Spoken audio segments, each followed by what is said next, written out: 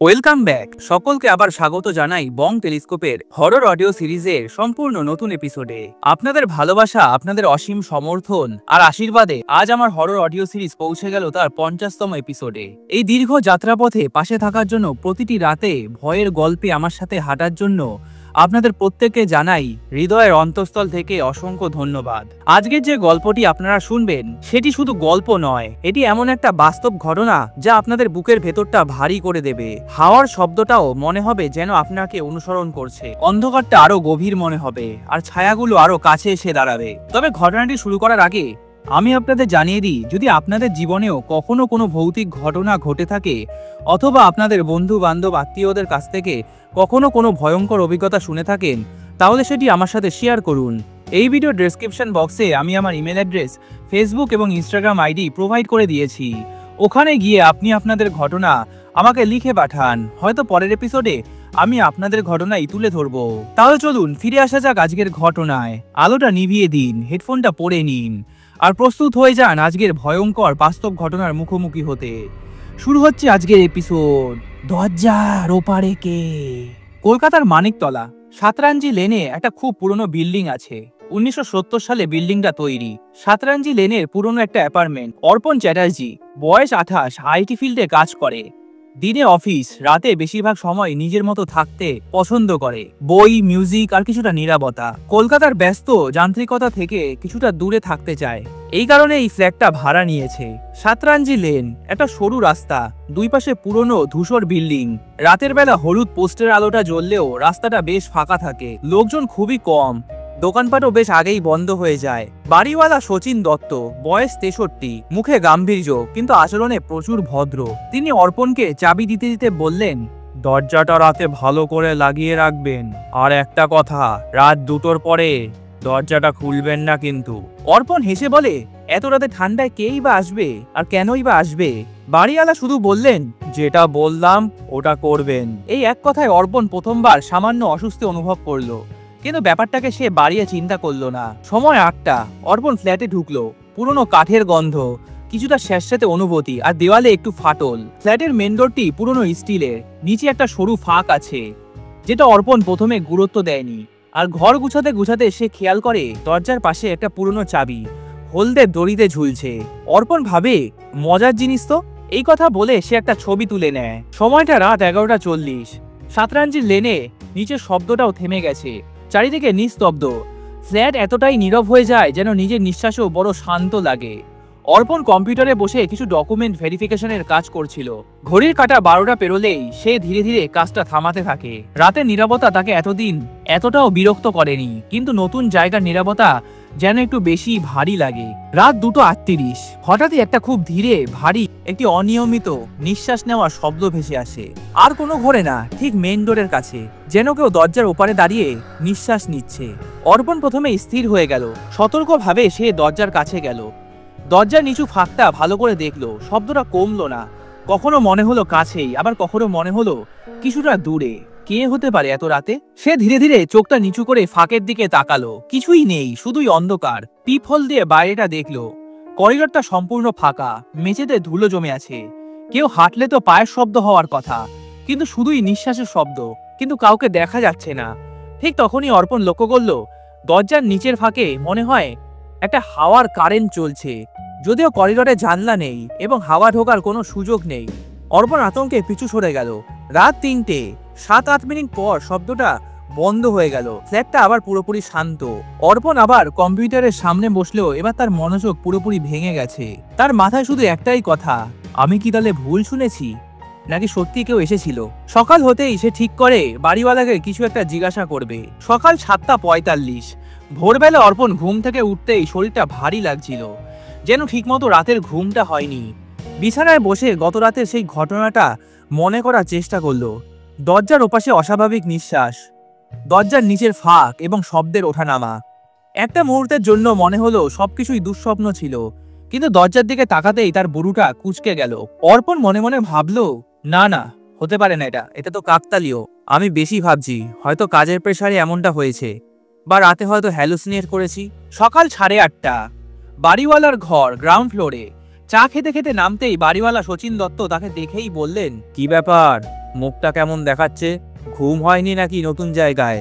অর্পণ একটু হেসে বলল, হ্যাঁ, রাতে একটু অদ্ভুত আওয়াজ পেয়েছিলাম, মনে হলো দরজার কাছে কেউ দাঁড়িয়েছিল। বাড়িওয়ালা ফ্রিজ থেকে দুধ বার করেছিলেন। হঠাৎই তার হাতটা থেমে গেল। দুধটা ধীরে ধীরে নামিয়ে রেখে অর্পণের দিকে তাকালেন। আওয়াজটা কতটা কাছে ছিল? ঠিক দরজার সামনে, কিছু একটা নিঃশ্বাস নেওয়ার মতো শব্দ। শোনো বাবা, রাত 2:30-এর পরে দরজার ওপাশে যদি কোনো শব্দ পাও, দরজাটা কিন্তু খুলবে না, ঝুঁকে দেখারও কোনো দরকার নেই। অর্পণ অবাক, কিন্তু কেন, কে এসেছিল, আপনি কি কিছু জানেন, ব্যাপারটা কি? বাড়িওয়ালা শুধু হাত তুলে থামো ইশারা করলেন। বেশি অতীত জানতে যেও না, যেটা বললাম সেটা তোমার ভালোর জন্যই। এই কথা শুনেই অর্পণের বুকটা মোচড় দিয়ে উঠল, কিন্তু সে জিজ্ঞাসা করলো না, নিজেকে বোঝালো হয়তো পুরনো বাড়ি, কিছু অতীত থাকতেই পারে। অর্পণ ল্যাপটপের ব্যাগ নিয়ে বেরোবে, ঠিক তখনই পাশের ফ্ল্যাট থেকে দরজা খুলল। ভেতর থেকে বেরোলো এক মহিলা, ঐশানী সেন, বয়স 31, একজন বাংলা স্কুল টিচার, চশমা পরে। ঐশানী হালকা হাসি দিলেও অর্পণ খেয়াল করলো তিনি দুবার ফ্ল্যাটের দরজার দিকে তাকালেন। ঐশানী একটু মুচকি হেসে বললেন, এখানে নতুন এসেছেন তাই না? অর্পণ হাসলো, হ্যাঁ, কাল রাতেই এলাম, তবে রাতটা একটু অদ্ভুত কেটেছে। ঐশানীর মুখের হাসি মিলিয়ে গেল। তিনি ধীরে ধীরে বললেন, আপনার দরজার নিচে একটা ফাঁক আছে, ওই জিনিসটা শব্দ পায়, গন্ধও পায়। অর্পণ থমকে গেল, ওই জিনিসটা মানে? বুঝলাম না। প্রশ্নটা করতে গিয়েও আটকে গেল। ঐশানী জবাব দিলেন না, শুধু বললেন, রাতে 2টোর পরে দরজার সামনে পা ফেলবেন না, আর আলোটা নিভিয়ে রাখবেন না। অর্পণ কিছুটা কেঁপে গেল, কিছুই তো বুঝতে পারছি না। এটা ঠিক একটা পরামর্শের মতো শোনালো না, বরং এক সতর্ক বার্তা। সেদিন রাতে 12:15 বাজে। অর্পণ কাজ করতে করতে বরাবরের মতো সময়টা ভুলে যাচ্ছিল। ফ্ল্যাটে আজ অদ্ভুত নীরবতা, যেন পুরো বিল্ডিংটা শ্বাস বন্ধ করে রেখেছে। অর্পণ ঠিক করলো আজ দরজায় দাঁড়িয়ে থাকবে না, ঘুমানোর চেষ্টা করবে। কিন্তু ঘড়ির কাঁটা 2:25 দেখাতেই ওর কানে একটা হালকা কটকট শব্দ এলো। দরজার ধাতব অংশে কেউ যেন নখ দিয়ে টোকা দিচ্ছে। অর্পণ উঠেই দাঁড়ালো, ঘড়ির দিকে তাকালো, 2:27 বাজে। নখের টোকাটা এবার থেমে গিয়ে একটা নতুন জিনিস শুরু হলো। একটা নিচু, খুব ধীরে, গলা ভেঙে যাওয়া একটা ফিসফিসানি। শব্দটা ঠিক দরজার ফাঁকের কাছে আসছে। দরজা দরজা খোলো, দরজা খোলো। অর্পণ তো স্থির হয়ে গেল। তার মনে হচ্ছিল যদি সে দরজার কাছে 1 ইঞ্চিও এগোয়, ওপাশে কিছু একটা বুঝে ফেলবে। কিন্তু ভয় পেলেও কৌতূহল তাকে টানছিল। সময়টা 2:38, ঠিক যেই সময় গত রাতের ঘটনাটা ঘটেছিল। শব্দটা বন্ধ হয়ে যায়, শুধুই নীরবতা। ঠিক 1-2 মিনিট পর ধীরে ধীরে একটা ছায়া দরজার নিচের ফাঁকে নামতে শুরু করলো। অর্পণ প্রথমে বুঝতে পারলো না, কিন্তু ফাঁকের ওপাশে একটা কালো, লম্বা এবং শক্ত আঙুল দেখা যায়। এটা মানুষের নয়, কারণ আঙুলটা অসম্ভব লম্বা, আর তার নখটা যেন ঝরে যাওয়া কাঠের টুকরোর মতো। আঙুলটা খুব ধীরে ধীরে দরজার ধাতব অংশে স্ক্র্যাচ করছিল। একটা খড়খড় শব্দ। অর্পণ তো তার চোখ সরাতে পারছিল না, তার গা হাত পা জমে গেছে, গলাটা শুকিয়ে যাচ্ছিল। ঠিক এমন সময় আঙুলটা দরজার ফাঁকের ভেতর দিয়ে যেন ঢোকার চেষ্টা করছে। অর্পণ পিছিয়ে যেতেই আঙুলটা থেমে গেল। তারপর একদমই নিস্তব্ধতা। অর্পণ কাঁপতে কাঁপতে দরজা থেকে 7-8 কদম দূরে দাঁড়ালো। তার ফোনে টাইম দেখালো 3:02 বাজে। সে বুঝলো এটা আর কল্পনা নয়, ওপাশে সত্যি কিছু একটা ভয়ঙ্কর আছে। তার কানে তখনও হালকা একটা শব্দ ভেসে আসছিল, দরজাটা খোলো, দরজা খোলো। পরের দিন সকাল। অর্পণ বিছানা থেকে উঠতেই শরীরটা যেন ভেঙে যাচ্ছে। রাতে ঘুমটা হয়নি, হলেও হয়তো 1-1.5 ঘন্টা। নরম শীতের সকালের আলো ফ্ল্যাটে ঢুকলেও আজ ঘরটাকে যেন আরো স্লান লাগে। দরজার দিকে একেবারে তাকানোর পরেই বুকটা ধক করে ওঠে। দরজার নিচে ধুলোতে আজ কিছু অদ্ভুত দাগ, যেন কেউ নখ দিয়ে ধাতব অংশে ঘষে ঘষে নিচে নেমেছে। স্ক্র্যাচের লাইনগুলো একেবারেই স্বাভাবিক নয়, মানুষের নখ কখনোই এমন স্ক্র্যাচ করতে পারে না। অর্পণ ধীরে ধীরে এগিয়ে গেল। দাগের কাছে গিয়ে দেখলো দরজার পাশে একটা খুব পাতলা, কালচে বাদামি রঙের কিছু লেগে আছে। কোনো শুকনো মাটি নয়, বরং শুকিয়ে যাওয়া চামড়ার মতো মনে হচ্ছে। অর্পণের সাথে সাথেই গা হাত পা ঠান্ডা হয়ে যায়। সকাল 10:30। অর্পণ লিফটের দিকে যেতেই তখনই পাশের দরজাটা খুলে গেল। ঐশানী বেরোলো। কাল রাতের চেয়ে আজ আরো ক্লান্ত দেখাচ্ছে অর্পণকে, চোখের নিচে কালো দাগ। ঐশানী ধীরে ধীরে বললেন, কাল রাতে আবারও এসেছিল তাই না? আপনি জানলেন কিভাবে? ও যখন আসে নিচতলার বাতাসও বদলে যায়। আপনি কি দরজার ফাঁকের নিচে কিছু দেখেছেন? অর্পণ থেমে গেল, কিছুক্ষণ চুপ থাকার পর বলল, আমি তো কালকে একটা আঙুল দেখলাম, মনে হয় কেউ যেন ভেতরে ঢোকার চেষ্টা করছিল। আমি তো ভয় পেয়ে গেছিলাম অত রাতে। ঐশানী চোখ বন্ধ করলো, মনে হলো তিনি যেন এটা শুনবেন বলেই অপেক্ষা করেছিলেন। টাইম কত ছিল তখন? অর্পণ ধীরে ধীরে বলল, তাও 2:30-3টের কাছাকাছি। ঐশানী ধীরে ধীরে বলল, ওর সময় ওইটাই, ওই দরজার সামনেই দাঁড়ায়। কে মানে জিনিসটা কি? আপনারা কি লুকাচ্ছেন? আমি তো কিছুই জানি না এসব ব্যাপারে। যে এক সময় মানুষ ছিল কিন্তু সে আর মানুষ নেই। অর্পণের বুকটা কেঁপে উঠল। আজ রাতে আপনি একা থাকবেন না, দরজার সামনে কিন্তু কোনোভাবেই দাঁড়াবেন না। যাই হোক, দরজা কিন্তু একদমই খুলবেন না। অর্পণ মাথা নেড়ে সায় দিলেও তার মুখের ভয় লুকাতে পারল না। দিনের বেলা সাধারণত ভয় পাওয়া খুব কম হয়, কিন্তু আজ অর্পণ নিজেকে কোনোভাবে নর্মাল করতে পারছিল না।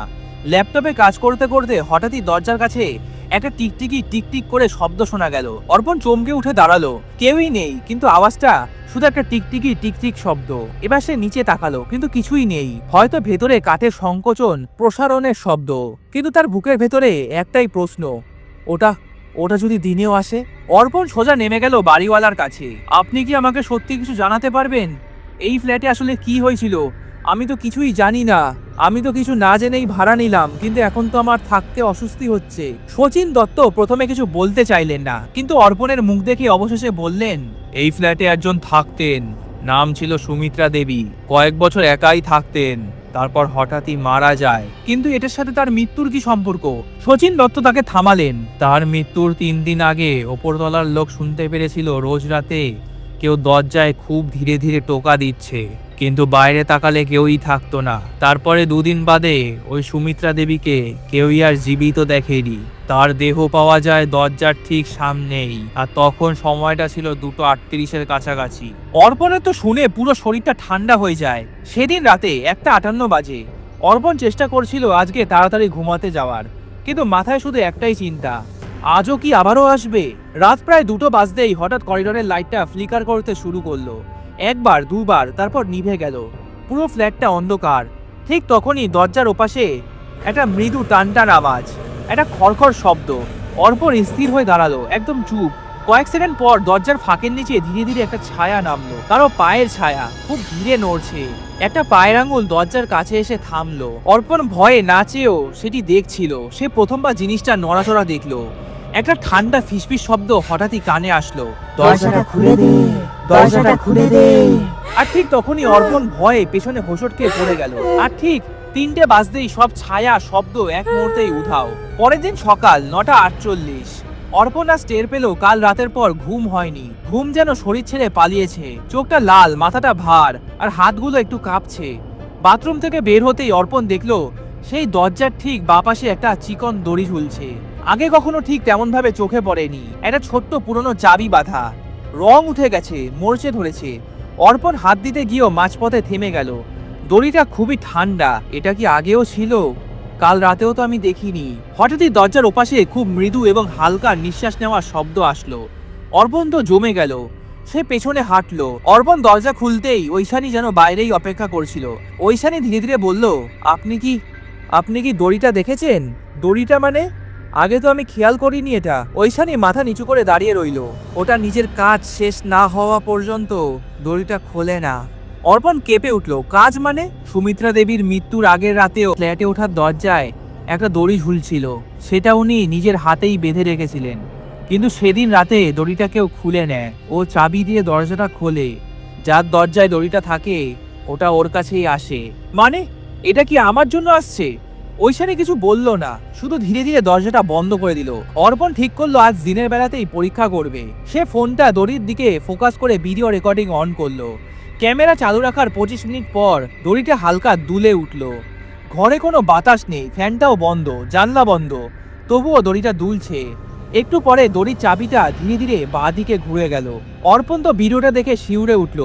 আরো ভয়ঙ্কর ব্যাপার, ভিডিওতে 3 সেকেন্ডের জন্য দরজার ফাঁকের নিচে একটা ছায়া নড়ছিল, ঠিক মানুষের পায়ের মতো, কিন্তু আঙুলগুলো উল্টো দিকে বাঁকা। সেদিন সন্ধে 6:30। অর্পণ ঐশানীর দরজায় কড়া নাড়াতেই ঐশানী বলল, আজ ছাদে আসুন, এখানে কথা বলা নিরাপদ নয়। আমিও সেই দড়িটা দেখেছিলাম, ঠিক আপনার মতোই। অর্পণ শিউরে উঠল। তাহলে তাহলে আপনি বেঁচে আছেন কিভাবে? কারণ আমি দরজাটা খুলিনি। ও যতই বলুক, যতই স্ক্র্যাচ করুক, যতই ফাঁকের নিচে আঙুল গলাক, আমি তাও খুলিনি। ঠিক 2:30-এর সময় ওই কণ্ঠস্বর মানুষের মতো হয় না। ওই জিনিসটা মানুষের গলা নকল করার চেষ্টা করে। আজ রাতে আবারও আসবে, খুব সাবধানে থাকবেন। যাই হোক, দরজা খুলবেন না, দরজার কাছেও যাবেন না কিন্তু। রাত 1:47, ঘরের বাতাসটা যেন ভারী হয়ে যায়। নীরবতা অস্বাভাবিক, মনে হচ্ছে ঘরের ভেতরে কেউ লুকিয়ে আছে। অর্পণ সোফায় বসে আছে, মোবাইলটা হাতে নিয়ে। দরজার দিকে হঠাৎই 3বার ধাপ করে শব্দ হয়। হঠাৎই করিডোরের লাইটটা আবার ফ্লিকার করতে শুরু করে। একবার নয়, দুবার নয়, 3বার। তারপর হঠাৎই নিভে যায়। অর্পণের নিঃশ্বাস আটকে গেল। দরজার নিচে কালো ছায়া গাঢ় হতে শুরু করলো। এইবারে আঙুল নয়, পা নয়, যেন কেউ দুহাত নিচু করে বসেছে ঠিক দরজার ওপাশে। ফাঁকের নিচে একটা হাত চেষ্টা করছে ঢুকতে, আর সেই সঙ্গে দড়িটা জোরে জোরে নড়তে লাগলো। চাবিটা খুব দ্রুত ঘুরছে। অর্পণ দাঁড়িয়ে উঠতে একটা খসখসে শব্দ আসলো। খুলে দে, খুলে দে, আজ দেরি করিস না, খুলে দে। অর্পণ ভয়ে চিৎকার করে উঠলো, চলে যা, চলে যা এখান থেকে, আমি তো কিছু করিনি। ঠিক তখনই 2:38 বাজতেই সব শব্দ এক মুহূর্তেই বন্ধ হয়ে যায়। ছায়াও নেই, ফাঁকে কোনো আঙুলও নেই, সব অন্ধকারের মতো নিঃশব্দ। পরের দিন সকাল 8:30। রাতের ভয়ের পরেও অর্পণ অবিশ্বাস্যভাবে একটা ঘুম দিয়েছিল। ক্লান্তি থেকেই অচেতন হওয়ার ঘুম। চোখ খুলেই প্রথম কাজ দরজা পরীক্ষা। দড়িটা আগের মতোই ঝুলছে, চাবিটা আবারও স্থির, কোনো দাগ নেই। কিন্তু অর্পণ লক্ষ্য করলো দরজার নিচের ফাঁকে ঠিক ওপাশের মেঝেতে খুব একটা ক্ষীণ নখের দাগ, যেন কেউ ভেতরে ঢোকার সময় হাত দিয়ে নখের আঁচড় টেনেছে। রাতে ক্যামেরা ছিল দরজার দিকেই সেট করা, রেড লাইটটা ব্লিঙ্ক করছিল। রেকর্ডিং হয়েছে। ফুটেজের শুরুতে দেখা গেল ঘরে কিছুই নেই, নীরবতা। তারপরে ধীরে ধীরে 1:58 ফুটেজে দেখা গেল দরজার ঠিক নিচে একটা ছায়া পড়তে শুরু করলো। ক্যামেরা সামান্য ব্লার হয়ে গেল। অর্পণ অবাক হয়ে তাকিয়ে রইল। তারপর ঠিক 2:02-তে দড়িটা দুলে উঠলো, ঠিক যেমন অর্পণ দেখেছিল। চাবিটা ধীরে ধীরে ঘুরতে লাগলো। কাউকে দেখা যাচ্ছে না, তবুও ঘুরছে। এই ফুটেজটা দেখে অর্পণের বুকটা কেঁপে উঠলো। এটা মানুষের পক্ষে সম্ভব নয়। 2:14 দেখা গেল ক্যামেরার লেন্সে একটা ঝাপসা আকার ফুটে উঠলো, যেন কেউ খুব কাছে মুখ নিয়ে দাঁড়িয়ে আছে। চোখ নেই, মুখ নেই, শুধু একটা অস্পষ্ট গর্তের মতো অন্ধকার মুখ। 2:19 ফুটেজে শোনা যায়, খুলে দে, খুলে দে। এটি দেখার পরে অর্পণ ভয়ে ফুটেজটা পজ করে ফেললো। তার হাত পা ঠান্ডা হয়ে গেছে, গলাটা শুকিয়ে কাঠ। দুপুর 12:45। অর্পণ ঐশানীকে সিঁড়িতে ধরলো। আপনি তো সব জানেন, বলুন ওটা আসলে কি? ঐশানী কিছুক্ষণ চুপ করে থাকতেই ধীরে ধীরে বলল, আমি সুমিত্রা দেবীর শেষ রাতের গল্পটা শুনেছিলাম। ও দরজার ওপাশে বসেছিল।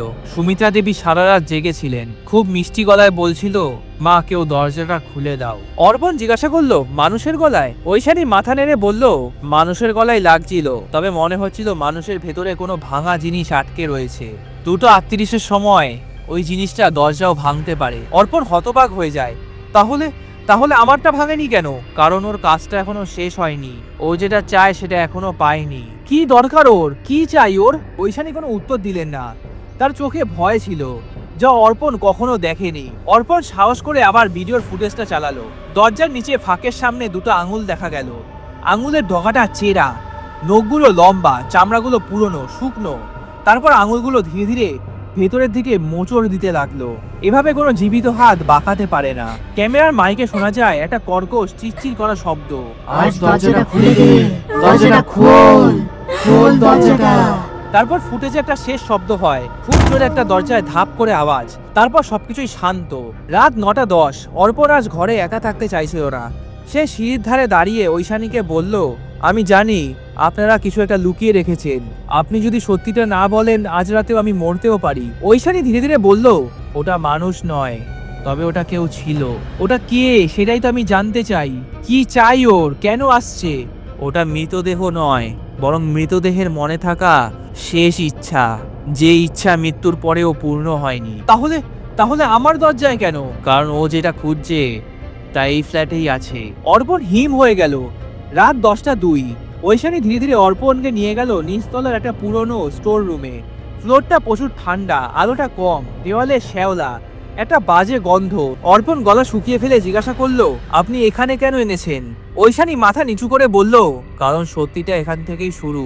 দরজাটা খুলতেই ভেতরে একটা ঠান্ডা হাওয়া বেরিয়ে এসে শরীরটা কাঁপিয়ে দিল। ঘরটা খুবই ছোট, একটা লোহার ফাইল আলমারি, একটা পুরনো কাঠের টেবিল, আর দেওয়ালে সাদা মাটা ক্যালেন্ডার, আর একটি সাদা কাপড়ে মোড়া ছোট্ট বাক্স। অর্পণ অবাক হয়ে জিজ্ঞাসা করলো, কি আছে এই বাক্সে? ওটা সুমিত্রা দেবীর। উনি মারা যাওয়ার পর ওনার ফ্ল্যাটের সব যাবতীয় জিনিস এই স্টোর রুমেই রাখা হয়েছিল। এটার ভেতরেই আছে ওর অসম্পূর্ণ ইচ্ছে। ঐশানী বাক্সটা খুললো ধীরে ধীরে। ভেতরে ছিল একটা ছোট্ট শিশুর গোলাপি কাঁথা, একটি শিশুর হাতের বালা, একটা সোনালী কাগজে লেখা চিঠি আর একটা পুরনো চাবি।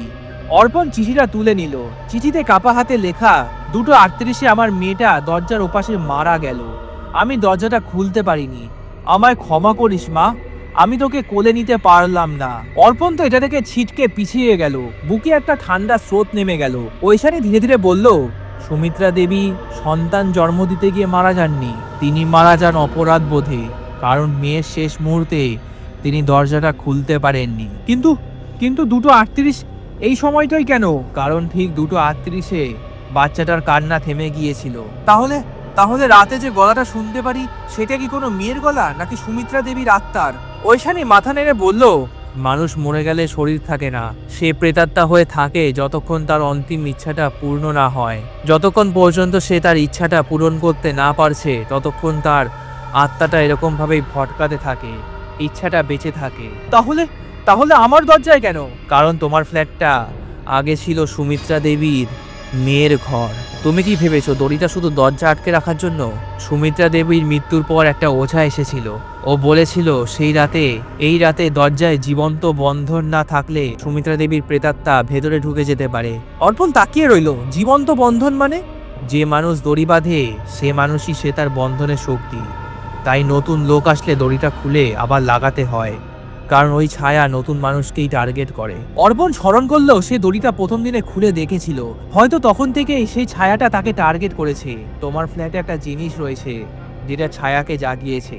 অর্পণ আতঙ্কে ফিসফিস করে বলল, কি কি জিনিস? তুমি যেদিন বাড়িতে উঠেছিলে সেদিন যে পুরনো ড্রয়ারটা পরিষ্কার করেছিলে মনে আছে? হ্যাঁ, আমি তো একটা ছেঁড়া গোলাপি কাপড় পেয়েছিলাম, ওটার গন্ধেই ছায়াটা জেগেছে, কারণ ওটাই ছিল ওর মেয়ের প্রিয় কাঁথা। অর্পণ মাথায় হাত দিল, কথা বলতে পারছে না। হঠাৎই একটা ধপধপ করে শব্দ, বাতিটা টিমটিম করছে। ঐশানী ফিসফিস করে বলল, ও মনে হয় এসে গেছে। অর্পণ দৌড়ে তার ফ্ল্যাটে উঠতে লাগলো। গলাটা শুকিয়ে কাঠ। দরজার সামনে পৌঁছাতেই সে দেখলো দড়িটা নিজে থেকেই ঘুরছে, নিজে থেকেই যেন চাবিটা নড়ছে, আর দরজার সেই ফাঁকের নিচে ফ্যাকাশে দুটো আঙুল ধীরে ধীরে ভেতরে ঢুকছে। ঐশানী হঠাৎই পেছন থেকে এসে চিৎকার করলো, দরজাটা ছুঁয়ো না, দরজাটা কিন্তু ছুঁয়ো না, এখন কিন্তু ও খুব কাছে এসে গেছে। ঠিক এমন সময় দরজার অপর প্রান্ত থেকে একটা ছোট্ট মেয়ের কণ্ঠ ভেসে আসে, মা, মা, দরজাটা এবার খুলে দাও মা, মা, কোথায় গেলে? দরজাটা এবার খুলে দাও। তারপর হঠাৎই দরজাটা এত জোরে ঝাঁকুনি খেলো যেন কেউ বাইরে থেকে মাথা দিয়ে আঘাত করছে। অর্পণ হাঁটুতে ভর দিয়ে বসে পড়ল, চোখ দিয়ে জল গড়িয়ে পড়ছে, কারণ সে বুঝলো এবার 2:38-এর রাতটা হয়তো ওর জীবনের শেষ রাত হতে পারে। ঐশানী দ্রুত বলল, শুনুন, 2:38-এর আগে একটা কাজ করতে হবে, নইলে আজ রাতটা শেষ হবে। অর্পণ কাঁপা গলায় বলল, কি কি কাজ? আপনি যে গোলাপি কাঁথাটা পেয়েছিলেন ওটা কোথায় রেখেছেন? ওটা শিগগিরই নিয়ে আসেন, কারণ ওই কাঁথাটার মধ্যেই ওই সুমিত্রা দেবীর শিশুর গায়ের ঘ্রাণ এখনো লেগে আছে। ওটাকে ওর জায়গায় ফিরিয়ে দিতে হবে, না হলে এই ছায়াটা কখনোই থামবে না। ওর জায়গা মানে কোথায়? ঐশানী ফিসফিস করে বলল, ওই ঘরটা যেখানে মেয়েটাকে শেষবার শুয়ে রাখা হয়েছিল। অর্পণ শিউরে উঠল। ওটা তার ফ্ল্যাটের স্টোর রুম, সে কখনোই ব্যবহার করেনি, খুলেও দেখেনি। অর্পণ ধীরে ধীরে স্টোর রুমের দরজাটা খুললো। দরজাটা খোলার সাথে সাথেই দেখা গেল একটা কুচকানো মশারি, সাদামাটা সিমেন্টের দাগ, একটা জায়গায় খুব সামান্য গোলাপি রঙের দাগ। ঐশানী বলল, এই ঘরেই ওর মেয়ে শেষ নিঃশ্বাস ত্যাগ করেছিল। অর্পণ খুব আস্তে গোলাপি কাঁথাটা দেওয়ালের সেই দাগের পাশে রাখলো। হঠাৎই ঘরের বাতাসটা ঠান্ডা হয়ে গেল, এমনই ঠান্ডা যেন হাড়ের ভেতরে বরফ ঢুকে যাচ্ছে। ঠিক তখনই পুরো ফ্ল্যাটটা যেন ভরে গেল এক ধরনের মৃত নীরবতায়। হঠাৎই একটা দরজায় ধূপ করে আওয়াজ। অর্পণ আর ঐশানী দরজার সামনে দাঁড়ানো। ঐশানী বলল, ও বুঝে গেছে ওর মেয়ের কাঁথাটা ফেরানো হয়েছে। দরজার নিচের ফাঁকে কিছু একটা নড়লো, দুটো আঙুল, তারপরে হঠাৎই একটা চোখ হঠাৎই দরজার তলা দিয়ে যেন উকি মারছে। ঐশানী ঠান্ডা কণ্ঠে বলল, ওটা মা নয়, ওটা বাচ্চাও নয়, ওটা তাদের মায়ার ছায়া।